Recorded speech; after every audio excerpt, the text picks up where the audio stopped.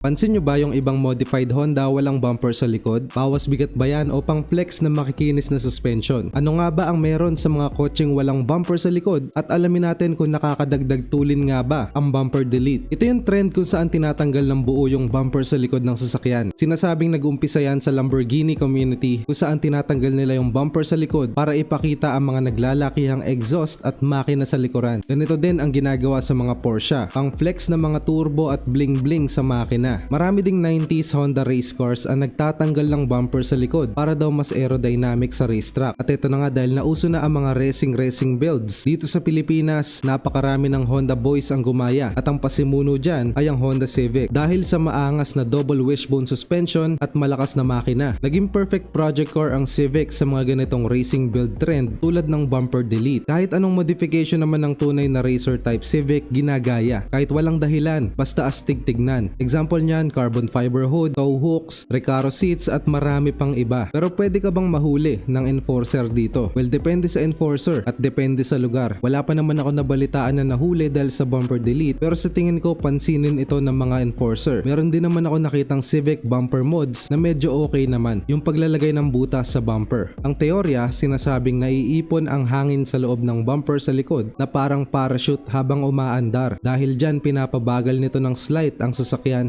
dahil nagmimistulang windbreak ito. Ang solusyon ay lagyan na lang ng mga butas ang bumper para makalabas ang hangin o tanggalin na lang ng buo. Pero nakakadagdag tulin nga ba ang bumper delete? Bumibilis nga ba ang kotse dito? Huwag nyo pagkamalian, kahit anong build naman okay na okay basta masaya tayo. Sarili naman nating pera ang ginastos dyan. Ang sa akin lang, nilagay ng mga engineers ang bumper ng sasakyan hindi dahil wala itong kwenta. Sa larangan naman ng racing ay may ambag din naman ang weight reduction at pag-aalis ng bumper para sa mas mabilis na acceleration at top speed. Kahit tawag pansin ang bumper delete, aminin natin na aerodynamic talaga pag walang bumper at tested na din yan ng mga professional Honda race cars. Pero kung sa pang araw-araw na commute lang, okay na ako sa stock. Ikaw, anong masasabi mo sa bumper delete? I-comment mo ang feedback mo sa baba at pakishare naman ang video na to kung nagustuhan mo. Salamat sa panonood.